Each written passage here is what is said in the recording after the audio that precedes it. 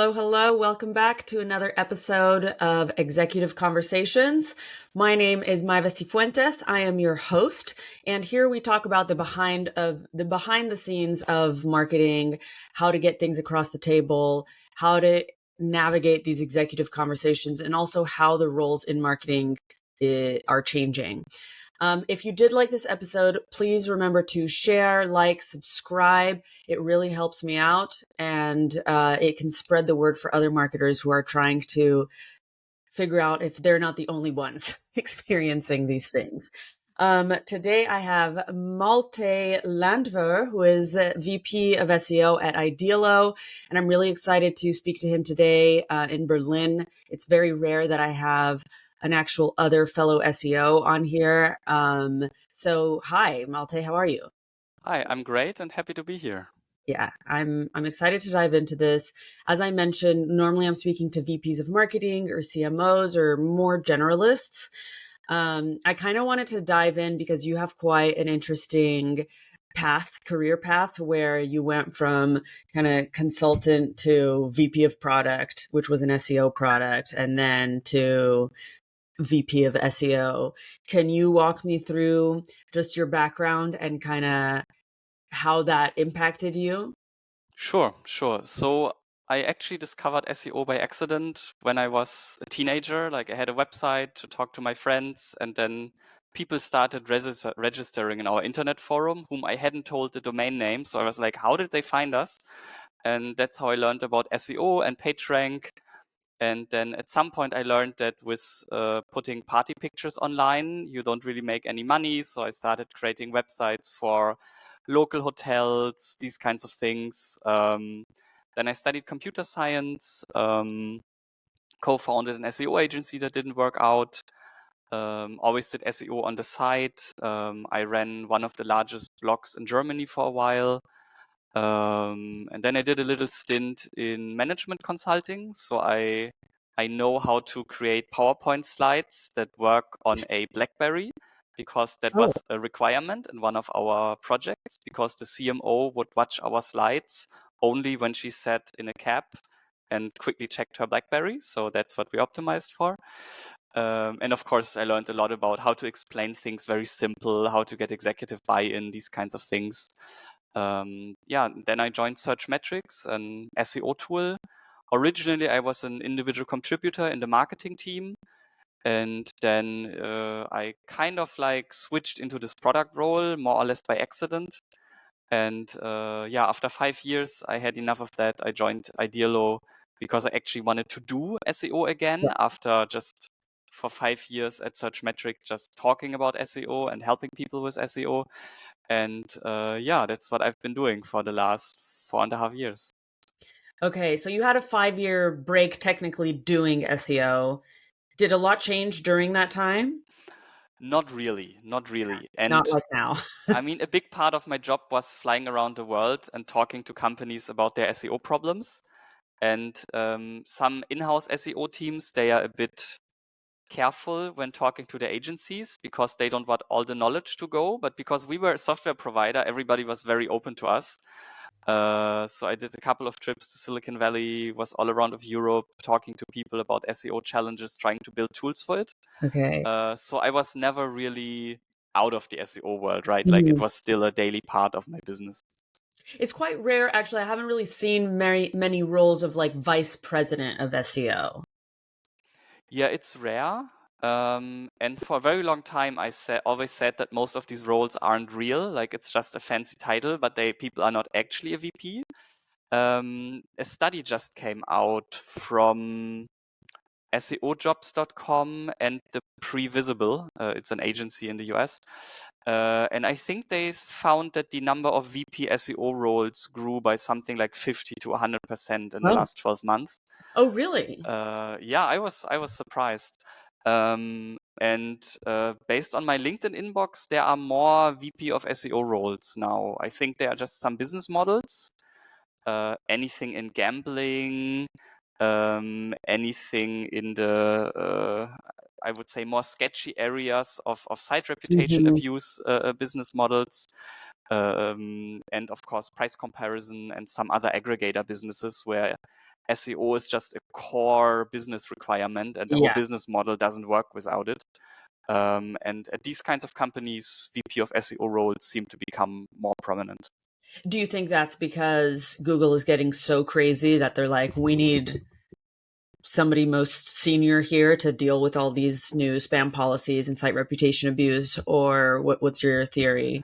Yeah, I think the changes actually happened a while ago, and companies are now like understanding it and Yeah. adapting and catching up. In the past, SEO was something you could add to the business, right? You could build the product, you could build the website, and only then you call an SEO agency. And Mhm. that actually still works for some business models. Like if your website is basically doing nothing for Google and you need to add a blog, then of course you can add SEO after the fact with that blog and get an agency in.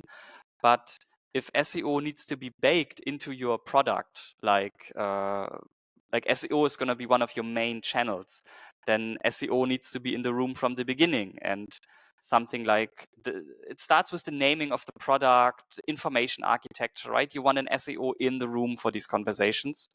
And at many companies, unless you are on the highest level, you don't have the leverage to influence Mhm. things. And if you are a VP, and it's not just a fancy inflated title, if you're actually operating on the VP level, then as a VP of SEO, you can influence what is happening in product management and engineering, in data, in your B2B business. And that can all be very important for SEO success Yeah. nowadays, because you can't trick Google anymore.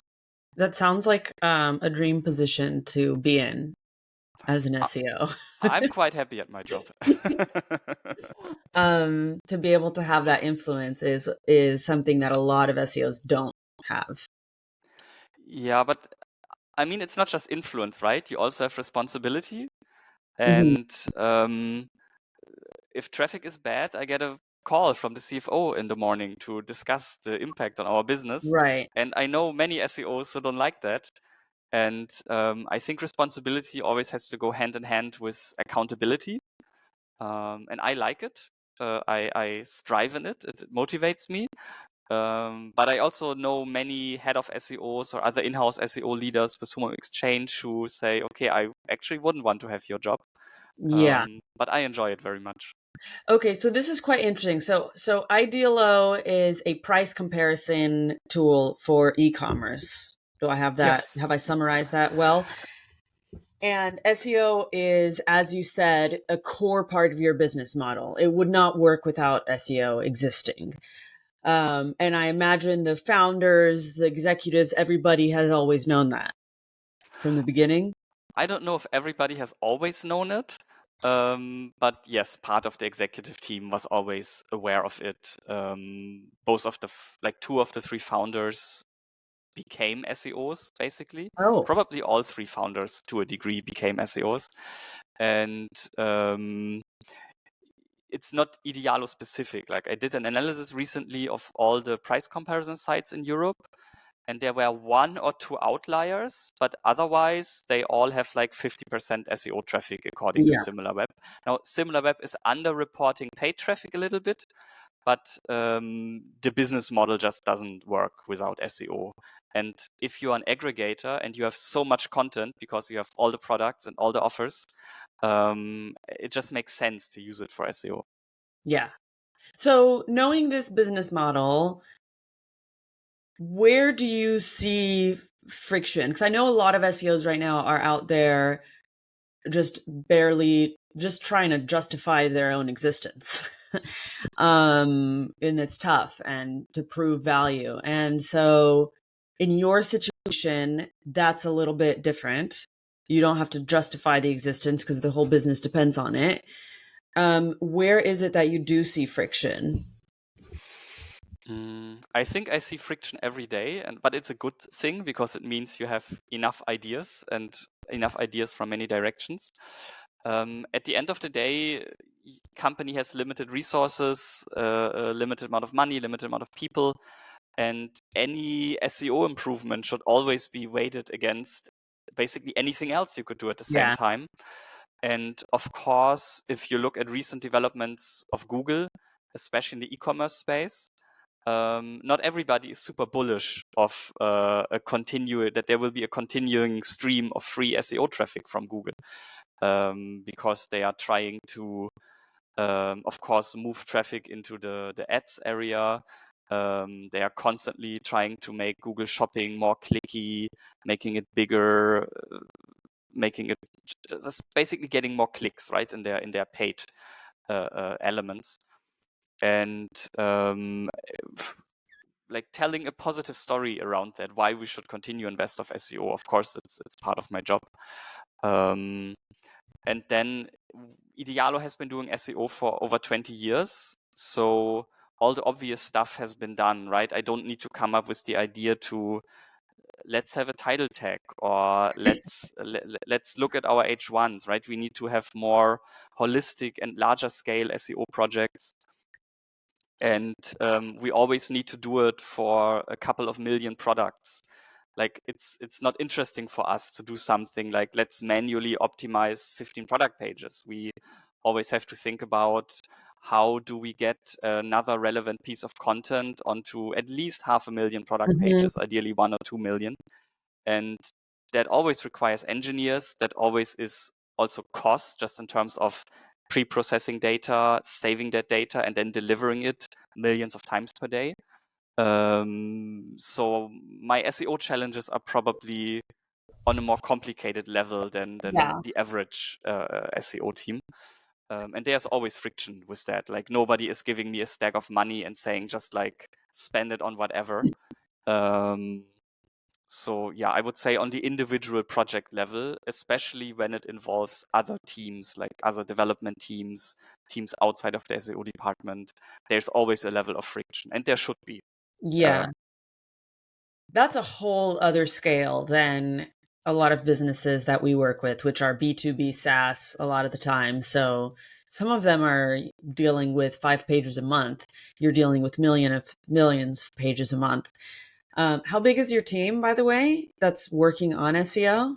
I mean, my total team is around 30 people, but that includes content marketing and an engineering team. And then we have, because we are in 6 countries at the moment with 5 languages, we always need, or we want native speakers. Maybe we don't need them, but we think we need them.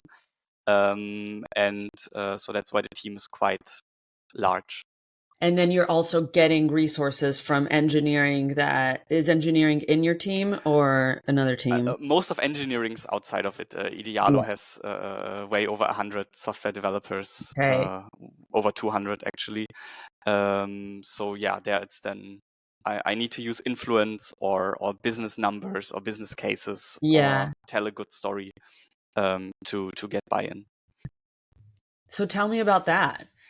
I mean, it sounds overwhelming just hearing about you talk about it, because it's not only, I mean, 30 sounds like a big SEO team, but when you have millions and millions of products, um, prioritizing sounds quite challenging. And then, of course, you have to get buy-in. So what does that typically look like for you?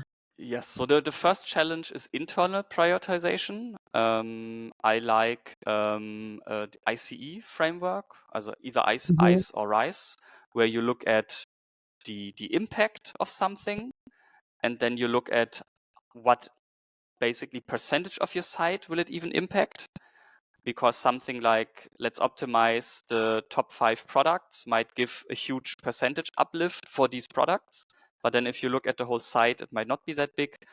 And then you also look at your conviction that it will work, and of course at the effort. And with that, you can often throw out 75% of SEO ideas. Like the Mhm. ideas themselves, they are good. And in a perfect world, I would do all of them. But sometimes they impact a too small number of pages, or there is too much uncertainty around it. Like, I mean, the lowest level of certainty is probably I heard one influencer tweet about it. That should be very low certainty that it will actually work and is actually true.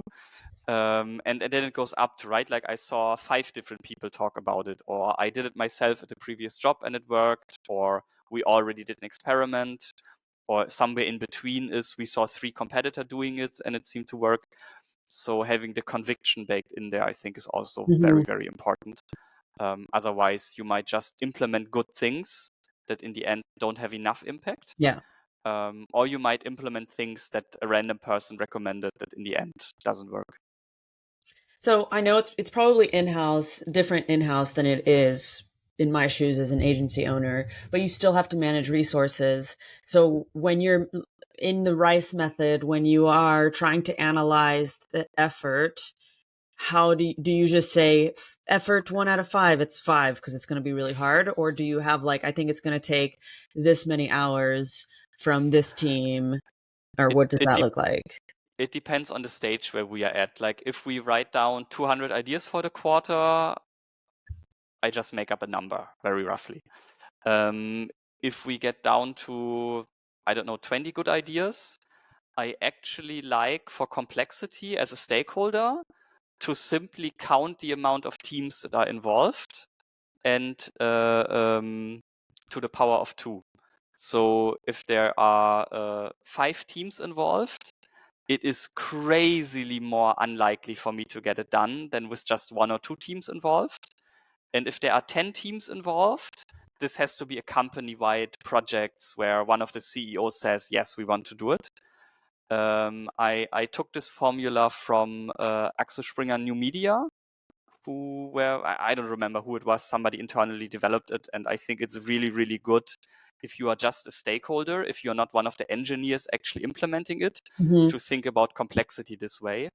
And it doesn't just work for engineering teams. Also, if you need a content team in France and then an editorial manager in the German team and maybe an external agency, I would just also count them as one more team. Yeah. Then you can very quickly see what is complex and what is easy.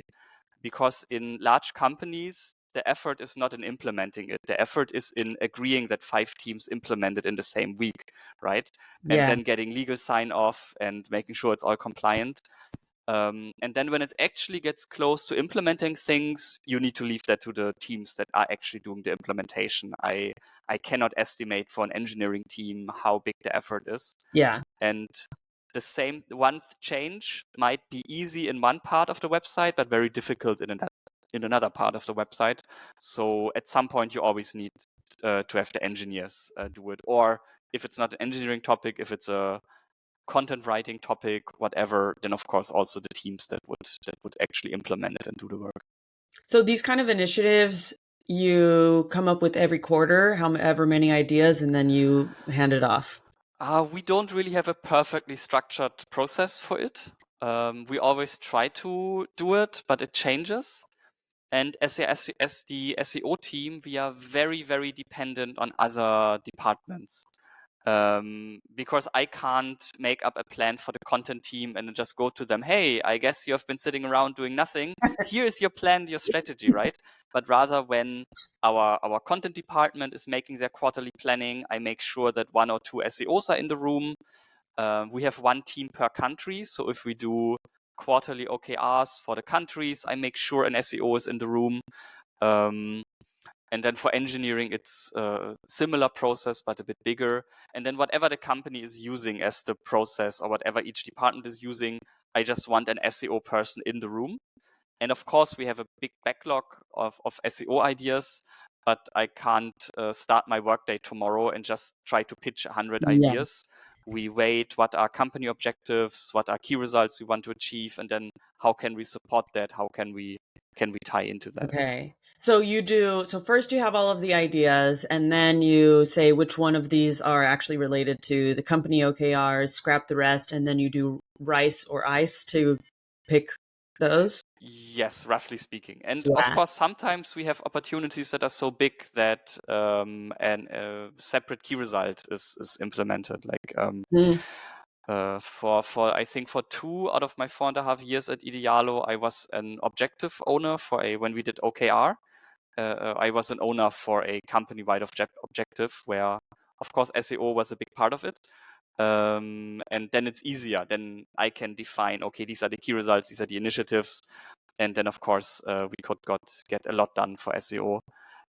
We did that for a few bigger changes that needed many other teams to implement them.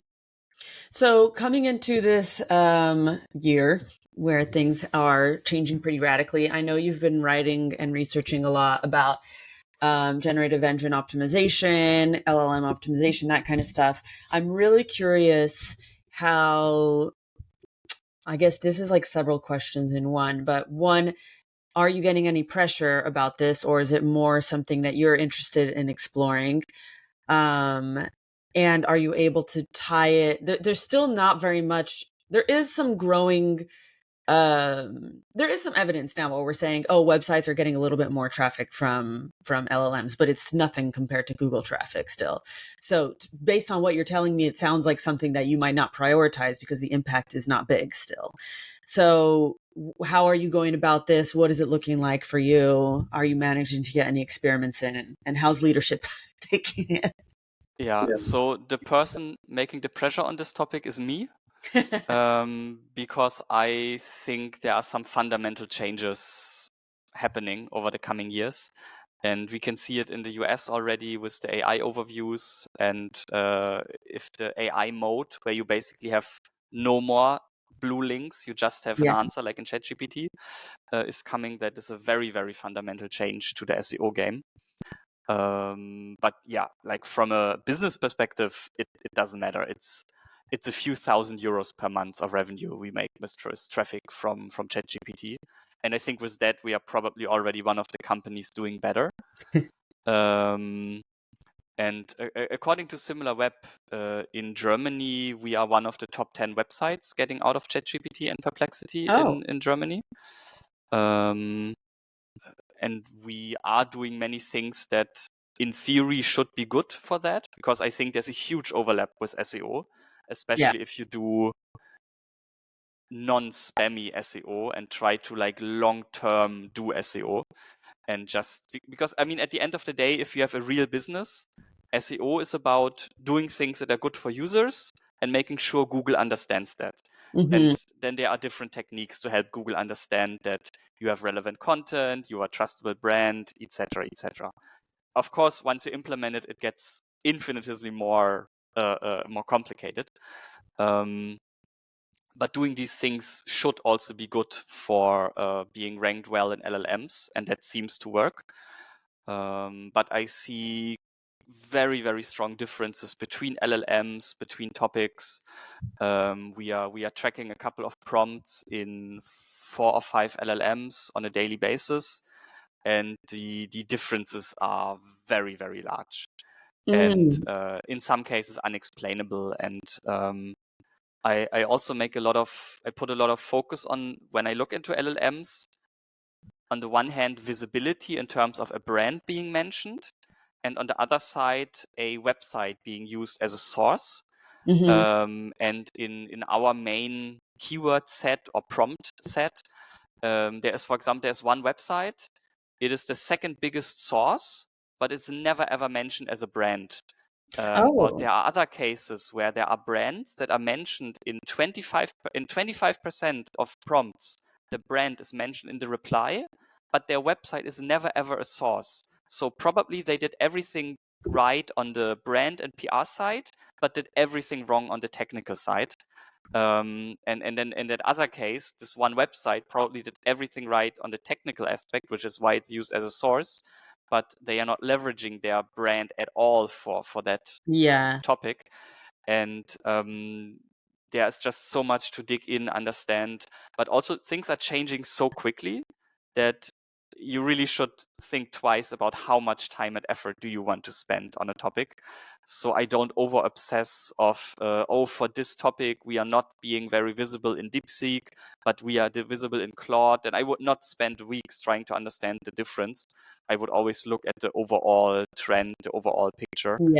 And there it just makes sense to have a look at multiple LLMs. Also make sure you track some that are just foundational models and some that do a live search or RAG, retrieval augmented generation, and then just try to understand what that actually means. I actually think for B2B businesses, this topic should be more important already. I've seen multiple B2B companies mention that they get more leads out of ChatGPT than out of Google. Mm, Not more traffic, but more leads, because yeah. when you click on Google, you click on all 10 links and read them, right? When you're looking for a software, for example. But with ChatGPT, all of these steps are happening in the chat, right? You can ask your refining question, exactly describe your business, and then that traffic is converting very well, apparently, in the B2B space. For us, as a price comparison, it's a bit different. The conversion rate is basically the same as with SEO traffic, which is already a good sign. But it's not this like much better that you would expect in B2B products that have a complex sales Yeah. funnel. I've heard that actually that the quality of leads are better coming from AI responses, that they're more engaged, they click through more websites, they stay on the page longer, that there's those kind of metrics as well as potentially higher quality or more converting leads. So that's quite interesting. So you have that's just like a side experiment for you then?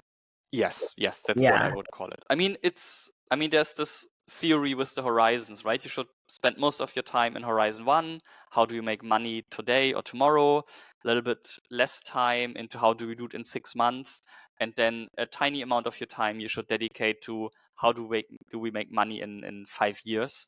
And Mm. I think for this, how do we make money in 5 years, there it's very important to look into LLMs. And probably it's not 5 years. Probably it's 2 years, 3 years. Probably Who knows?2 years. Yeah.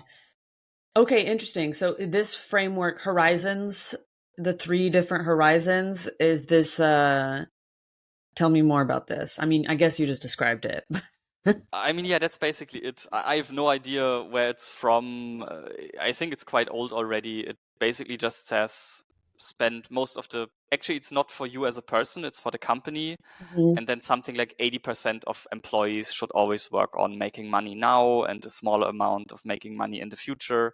And only a tiny amount should work on how to make money in the far Like future. long term. Oh, But interesting. I also like it for myself because, I mean, based on what interests me, I would probably dedicate 90% of my time to how to make money in 5 years because it's the most interesting part. But sometimes you need to reel yourself in and realize, no, no, Yeah. no. Priority 1 is making money today and tomorrow, and then making money in 3 to 6 months. And then when there's time left, then think about the very far future. But I would recommend every leader to think about this every once in a while, because there are also people who are super focused on operations, and then they only work in the how to make money today topic and just don't realize they need to block some time Yeah. to think about how to make money in 3 months and 6 months. That's kind of what I think the leader's role is to think longer term as well. Yes, partly, of course, but maybe you have team members who you should enable Yeah. to also think about that, or maybe you have people in your team who are spending too much time thinking about that. Like it's a balance you need to find as a leader, both It's for really yourself and the team. Yeah, it's really interesting to hear your perspectives on the percentage numbers.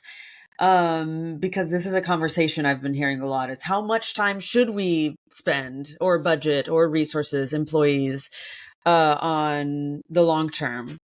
And so 80% in the today sounds actually pretty aligned with what a lot of the executives are going to want.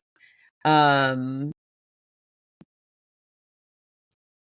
it sounds like out of most of the conversations I've been having, this is what the pressure is to have the majority of the time on today. But then there's also a big battle of actually we should be spending more than what you said. I think it was like 15, let's say 15% on the next 3 months, 5% on years from now. I feel like some of the leaders want to spend more time building brand. And we know that brand is really important for SEO. Brand is really important for LLMs. And that kind of stuff is a lot to balance as well. And do you think you can fit all of that within the percentages that you gave? I know it's just kind of a heuristic, but I, I mean, these were very rough percentages. I don't know if they are correct for me or for my team. And with SEO, anyways, you don't do work and then see an uplift the next day, right? yeah. Like most of the time you do work, maybe you see an uplift after 3 months, maybe in the next Google update. And especially if you're already trying to prepare for the future, you might need 2 or 3 core updates until Google actually cares about the thing that you optimized. So for SEO, I think it's even more difficult to properly attribute it, because if we do something that we very strongly believe in, and that is good for both users and probably search engines, and we don't see an immediate uplift, then did we spend all of that time on the like future topic? Like I wouldn't be too detailed about these percentages. And also the percentage distribution can be very different for people versus money, because for example, you mentioned brand. And in most countries, TV advertising is still probably the most impactful brand thing you can do. And that requires a lot more money than headcount if you compare it to many other disciplines. So I wouldn't be obsessing with these percentages. I would just use them as a rough guiding principle. Well, that sounds like a good place to wrap this up. Malte, this has been a really great conversation. I've super enjoyed it. Thank you so much for joining me today. It was my pleasure, and thanks for having me. Yeah, and for those who want to connect with you and talk more about this, is LinkedIn the place to go, or is there anywhere else? Yes, LinkedIn is the best place to follow me or connect to me. Great. Well, I hope those who are listening or watching enjoyed the episode. Remember, please give it a like and subscribe, and I will see you on the next one.